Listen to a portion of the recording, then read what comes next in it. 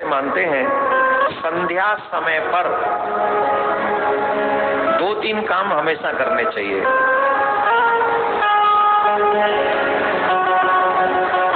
करने चाहिए 2-3 काम।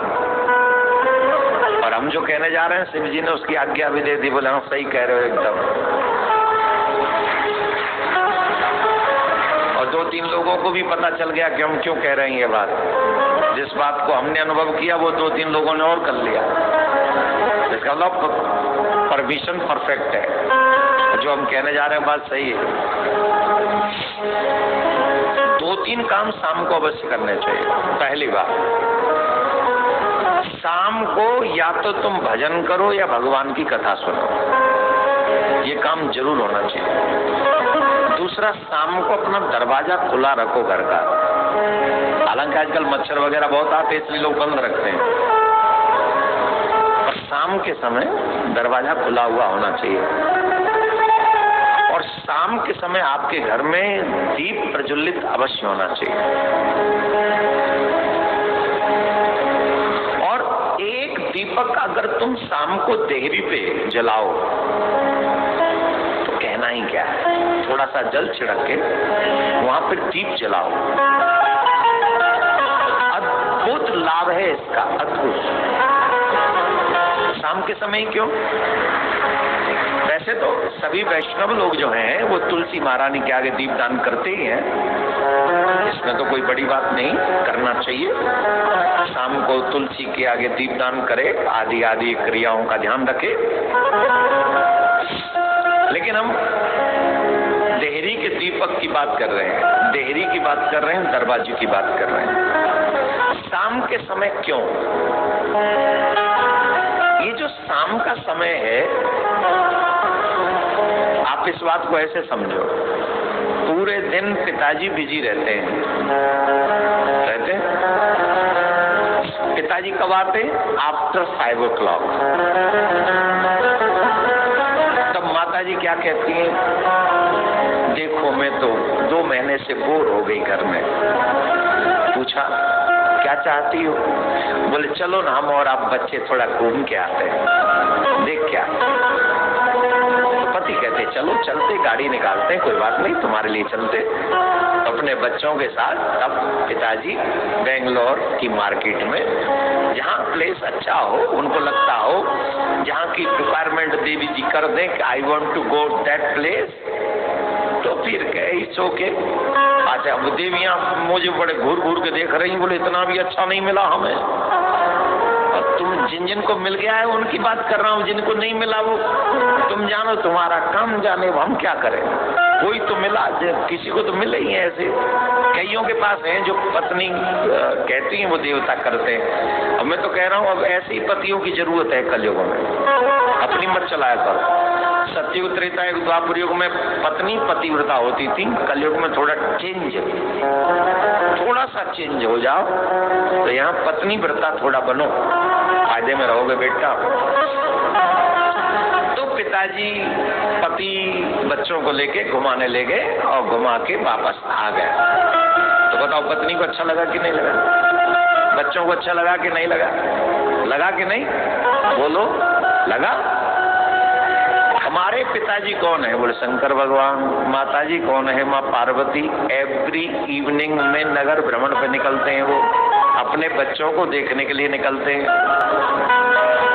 हर शाम को शंकर भगवान और माँ पार्वती पूरे संसार जगत को देखने के लिए निकलते हैं। ये कर क्या रहे हैं?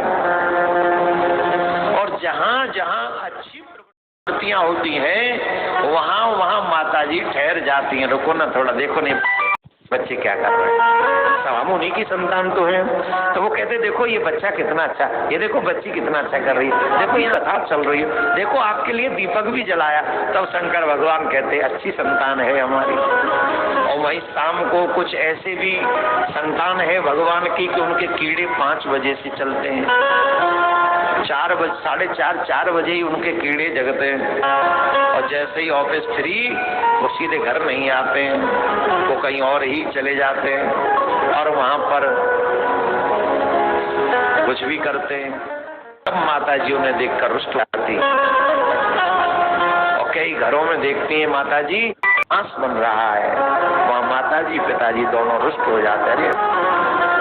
कई घरों में देखते हैं यहाँ पर स्त्री का अपमान हो रहा है, उल्टी सीधी हरकतें हो रही हैं, तब माता जी पिताजी को बड़ा कष्ट होता है। कितने भाग्य से इनको मानव जीवन मिला और ये कैसा अपना नाश करने पे लगे हुए। अरे राम राम राम, डूब मरना चाहिए इनको।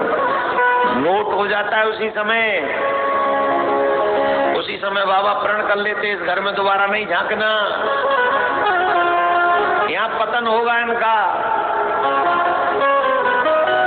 माँ पार्वती कहती मैं भी नहीं आऊंगी, यहाँ तो जीवों की हत्या हो रही है। अभी न्यू ईयर निकला है, न्यू ईयर 31st नाइट में ऐसे ऐसे वीडियो दिखाए गए हमको, धिक्कारी आ जाए। जवान बेटियां नशे के चक्कर के नशा कर करके सड़क पे पड़ी हुई, यही बेंगलोर में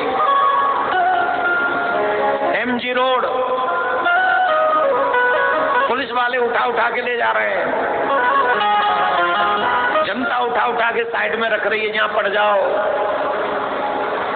माँ बापों ने बड़े गर्व से भेजा, मेरा बच्चा कहाँ, बोले कि बेंगलोर में पढ़ रहा है, और बच्चा MG रोड पे पी के पड़ा हुआ है। ऑलमोस्ट हिंदू बच्चे, क्या इन पे भगवान कृपा करेंगे?